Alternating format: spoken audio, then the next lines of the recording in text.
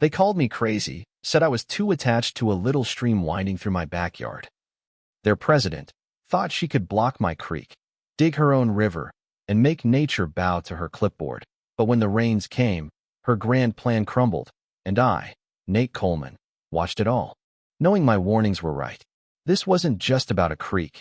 It was about a bully who thought she could rewrite the land itself, and how I let the water prove her wrong. This all unfolded last summer in Pine Hollow County, a quiet corner of Colorado where the fields hum with life, the skies stretch wide, and my 5-acre lot sits like a love letter to simpler days.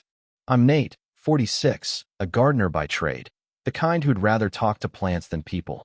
My partner, Ellie, 43, a paralegal with a sharp mind and sharper tongue.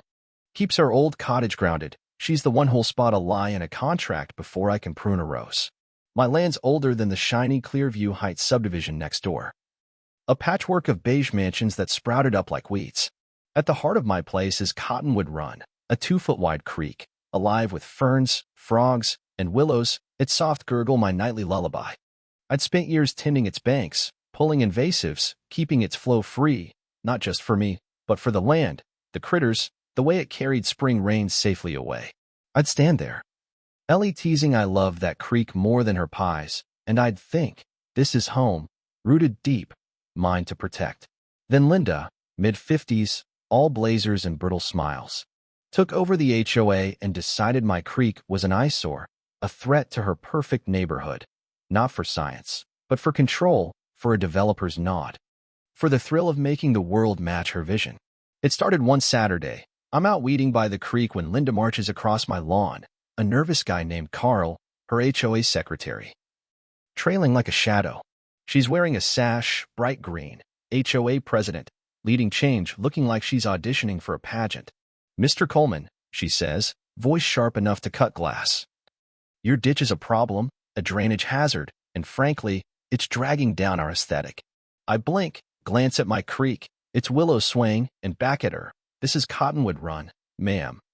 A natural stream, been here forever, on my land."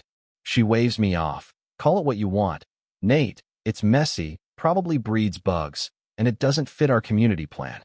We're building a proper water feature, something elegant. You'll need to pipe this or let us fix it." I keep it calm, cite my deed, my water rights, explain how the creek handles runoff. But Linda's not listening. "Our rules trump old papers, Nate. You'll get a notice to comply, or we'll handle it." Carl fidgets, avoiding my eyes, and I'm left standing there, hoe in hand. Not just mad, but uneasy, like I've just been marked. That unease grew when the notice hit my mailbox. A wordy beast demanding I cease unmanaged water flow and submit a plan to align with hydrological standards in 30 days or face fines. Ellie reads it, nearly spits her coffee. "This is HOA nonsense, Nate. They can't touch your creek." She drafts a response, firm but polite, citing my deed, state water laws, and asking what bylaw gives them power over my land. We send it certified, expecting a talk, but Linda fires back, accusing me of anti-neighborly conduct, hinting at further measures to protect property values. That's when I start documenting photos of the creek's flow, its plants, every ripple. I set up a trail cam by the fence, not to snoop, but to catch them if they cross. I'm digging through county records, old maps, with my neighbor, Mr. Hank Dawson, a retired surveyor who's lived here since the 60s. He pulls a 1954 survey, points to a blue line. "Your creek's a lifeline, Nate. Carries more water than folks think in a storm. They mess with it, they're asking for trouble." His words stick, a warning I can't shake. As Linda's HOA plants thirsty shrubs right up to my fence, their roots creeping toward my water, like they're claiming it already. Then they cross the line. I come home one evening to a dirt berm, a foot high, slapped against my fence where the creek leaves my land, backing water into my garden, turning it soggy. The cam catches Linda, sash on, directing 2 landscapers to pile it up, her finger jabbing like a general's. I'm livid, not just at the trespass, but the nerve, choking my creek like it's hers. Ellie's furious. "That's vandalism, Nate. We're hitting back." We send a cease and desist, photos attached, demanding they remove it. But Linda corners me by my mailbox days later. "That's a temporary fix, Nate, for runoff control. You should thank us." I lay it out. "You're on my land, Linda. risking a flood. She laughs. Flood? From your little trickle? Our engineers know better. Engineers? I never saw one. But her smugness, it's not just confidence, it's blindness. And I'm starting to see this isn't about beauty, it's about power, her need to win, to make me bend. I'm not bending. I'm researching. Diving into soil science, water flow, with Hank pointing me to records showing Cottonwood Run's role in draining the whole area. I paid Dr. Clara Mills, a retired geologist, to review the HOA's next move, a massive Silver Springs Channel project, a man-made river through their common land, uphill from my creek, with ponds and pumps meant to manage runoff. Maybe even siphon my water. Clara's report is brutal: clay soil, steep slopes, no shoring. It's a recipe for erosion, landslides, especially near homes on shaky fill. They're playing with fire. She says, one big rain, and this'll collapse. I send her report to Linda, begging them to stop, get real engineers, but Carl's email brushes me off. Our contractors are top-notch, matter closed. They keep digging, bulldozers tearing a canyon, Linda strutting in her sash, telling a local blog it's a model for water management, a jab at my messy creek. I'm documenting harder: cracks in their clay banks, dust clouds, workers' worried glances, because this isn't just my fight now, it's about the whole neighborhood. Those houses teetering on her dream. Summer's dry, and their channel takes shape. No cracks yet, emboldening Linda. They throw a ceremony, toasting pumps with cheap champagne. Linda preaching community vision, while I watch from my fence, Clara's report heavy in my hand. My creek's low but steady, still choked by that berm, but alive. Hank joins me. That clay's gonna move, Nate, mark my words. He's right, autumn brings rain, light at first, and the channel's banks turn to mush, boulders sinking, silt fences gone. Linda calls it settling. Blames my creek for muddy runoff, but Cottonwood Run's fine.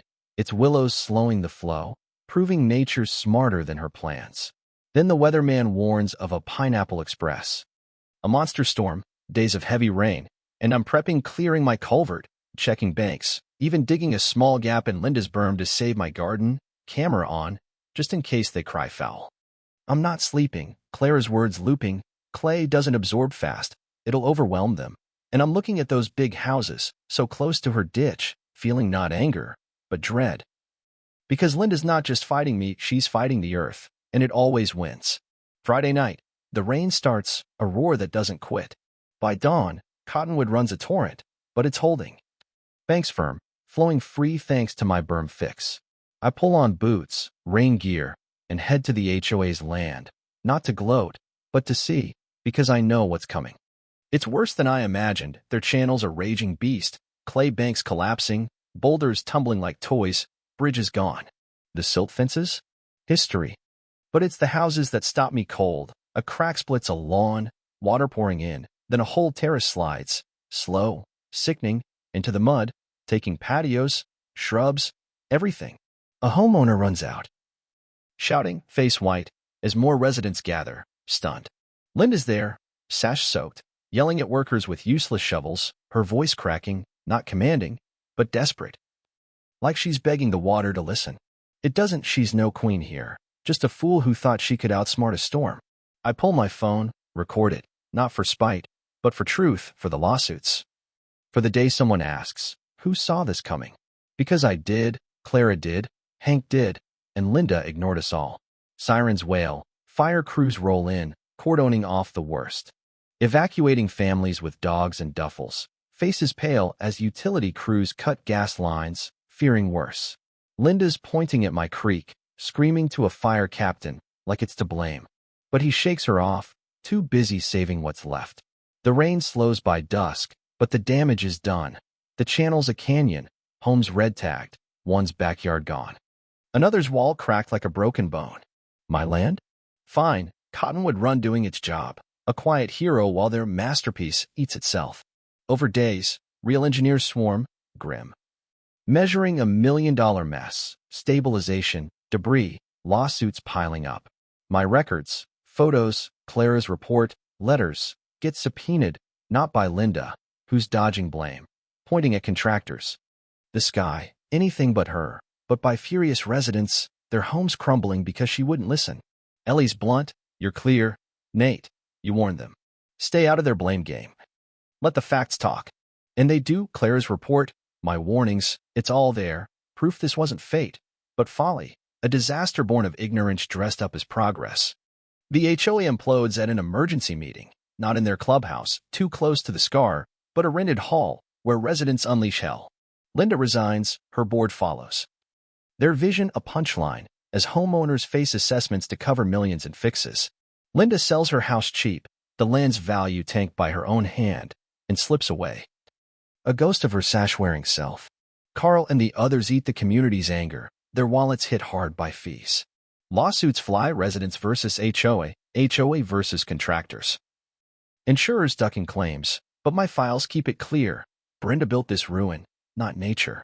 My creek, free of her berm, flows stronger, frogs louder, willows greener. Like it's laughing at the chaos next door. The HOA's Silver Springs is scrapped, the gash half-filled at huge cost, a permanent scar on their pride. Hank's over, shaking his head. Never bet against water, Nate, or a man who knows his dirt. Ellie's planting lavender by the creek, saying, "You didn't just save this, you saved us." I'm out there at dusk, frogs singing. Feeling it, not joy, but peace, the kind that comes when truth outlasts arrogance, when a little stream outshines a big lie. But as the willows sway, I'm holding Clara's report. Thinking of those lawsuits, the whispers of other HOAs eyeing streams, plotting features like Linda's. The county's stricter now, but greed's sneaky, and another Linda could rise. Another ditch to dig. My creek's safe, my file's thick, but nature's patient, and so am I. Will this peace hold, or is another storm brewing, waiting for the next fool to block what flows free? Keep your proof, and no dam stronger than a creek that knows its way.